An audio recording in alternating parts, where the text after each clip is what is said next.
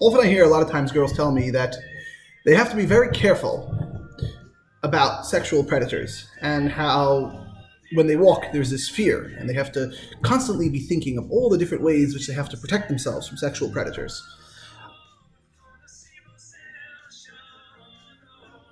Now, this is absolutely true. You absolutely have to do these things. And obviously, it's things which guys tend not to worry about. However, in a certain sense, I feel we've made what you might call an avodah zarah out of this, where the default position is you're a woman, you're automatically going to lose in a fight or an assault if a man were to come at you and attack you. And so the only thing to do is to just make sure you're constantly safe 24/7 hours a day. Think about everywhere where you're going to go. Think about everywhere where you are. Constantly be worried. That's essentially the message. Be worried. Be worried wherever you are. In your home, make sure your doors are locked. Outside, make sure you're not walking around at night. At a party, make sure you're not drinking too much because then you might be compromised and then a guy will start taking advantage of you right away. And I think that it's definitely important to teach preventative measures, but I feel at the same time we are developing this.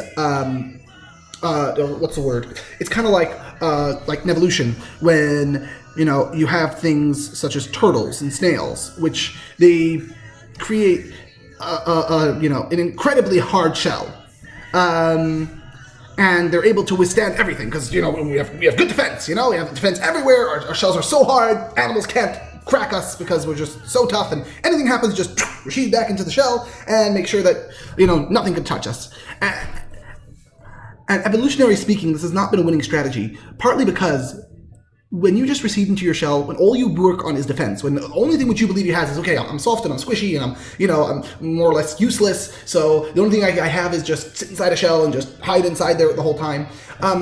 Evolution has taught us that predators will have all the time in the world to sit and to work on strategies around this. Yeah? For instance, very interesting, you could watch videos of crows, which would take, I believe, turtles.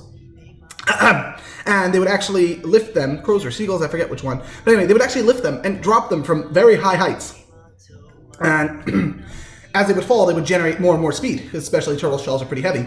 And then they would hit on the ground and smash into bits. And then they'll be able to just, scoop up the squishy turtle from inside. There are also other animals which have purpose-built, if I'm not mistaken, hooks or... But just working on defense is never the right option. It's never the right way to go about something. You have to work on your defense and you have to work on your offense, because a good offense is a great defense as well. I know this from sword fighting myself. A lot of people, they're very, very, I love sword fighting. I have cold steel trainers. So they're large plastic swords you could get, remakes of actual war swords. Great fun. I suggest everybody to get them. Good workout as well. Anyway, so offense. I realize with sword fighting, and I've sword fought a lot of people, that somebody who works on defense, while it's very, very useful, eventually I don't feel threatened by them. And because I don't feel threatened by them, I know I could toy with them until I'll be able to find an opening, or just try new things and, just innovate away until I figure a strategy which would get them. Nobody has ever managed to keep me at bay for long enough on solely defense.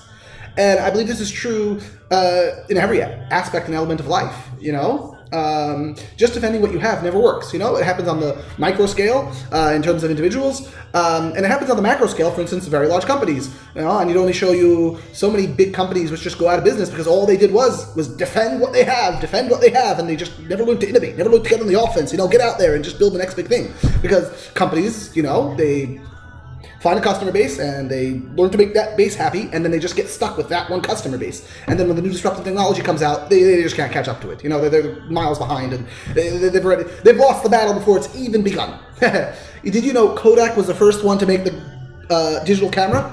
Would you imagine this? Would you imagine this? Kodak, the camera company, which has all the marketing they need, which had, the supply chain, which had the retail chain, they had every advantage of the world and the actual goddamn product. They had the digital camera. They had the golden egg right there. And they didn't innovate. They just they said, well, this is great. We have a digital camera, but it's really expensive to develop, and it's so hard. Who has computers these days? And we have to buy these expensive memory cards. No. We're making a lot more money selling film, and film is our industry. Film is our business. Let's just keep selling film. Yeah. Never mind the camera. And they put it on the back burner, and they left it. And and instead of developing the digital camera, they just continued to focus on their film because, film's been great. Film's my bread and butter. And before they knew it, their bread went moldy and their butter spoiled. And they were left in the ditch, Remember, digital cameras were actually during the age where I recall them, being in fashion, the good old-fashioned wind-up film cameras. And I remember how quickly that within less than 5 years, I would have to say, where, you're talking about predominantly, wind-up film cameras, and then within 5 years, it was almost all digital. Like, those were becoming dinosaurs very, very, very quickly. And now, you see what held true, and, unless you're looking for some hardcore nostalgia, you have to be hard-pressed to find somebody who will even develop film for you. Whereas it used to be that you would have a 1-hour photo on every block. Anyway, I digress. Working on defense only is never the right option. And in fact, you have to have a better offense.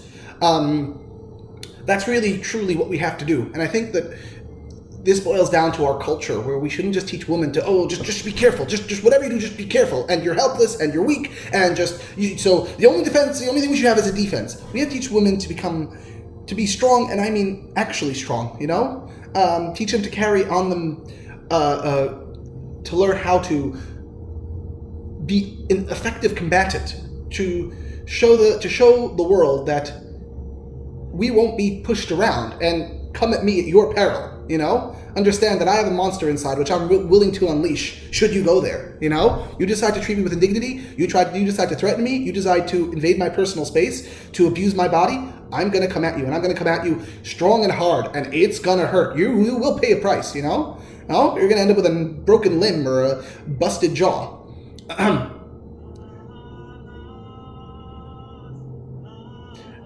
In Brazil, where there was a very high volume of violent rapes happening, so I'm sure people follow the traditional wisdom of women being safe and being careful where they go and all that stuff, and it just didn't work. And the reason I know it didn't work was because they developed what's called Brazilian Jiu-Jitsu, BJJ, or commonly known as grappling.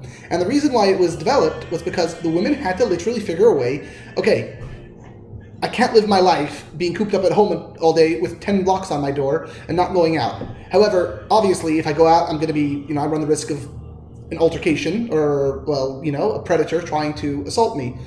And I have to figure out how to turn my body into a weapon. How do I take on an opponent larger than me? I think on average, a man is 10 times stronger than a woman. So, you really have the odds against you. Big time. Very, very, And coupled with that, the men are naturally more aggressive. And as well, I think, I do wrestling as well. And I realize that 70% of the wrestle is just having the wherewithal to actually fight. Just being able to push yourself in there and just, to resist. Anyway, so they began the study of, they began to develop this form of martial arts using a lot of leverage,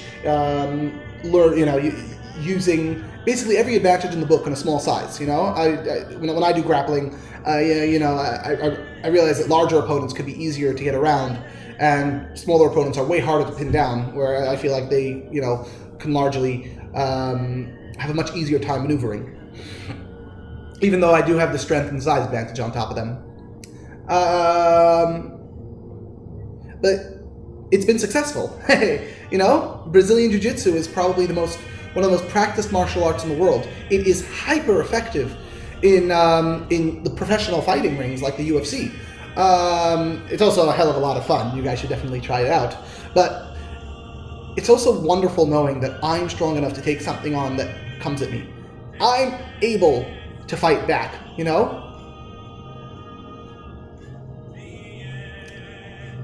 And I feel that just having that in mind, just knowing that I have fangs and I'm ready to use them, that in itself is a defense, you know?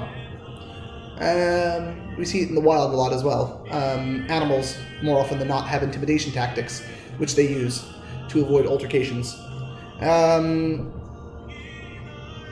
And generally, by showing their fangs, for instance, hippopotamuses, they can open their mouth super wide, and they do that to show off these big, massive teeth which they have. And, you know, it's like, mess with me at your peril. And this is what we have to teach those predators. We have to teach those deplorables that believe that it's just okay to take advantage of someone they think is weaker than them. And we have to teach them that, no, we're stronger, and we're ready to stand up and fight back, and you don't just get to tread all over me. Anyway, I feel like I've rambled on long enough. I hope everybody has a wonderful week, wonderful Memorial Day weekend, and we'll see you next time.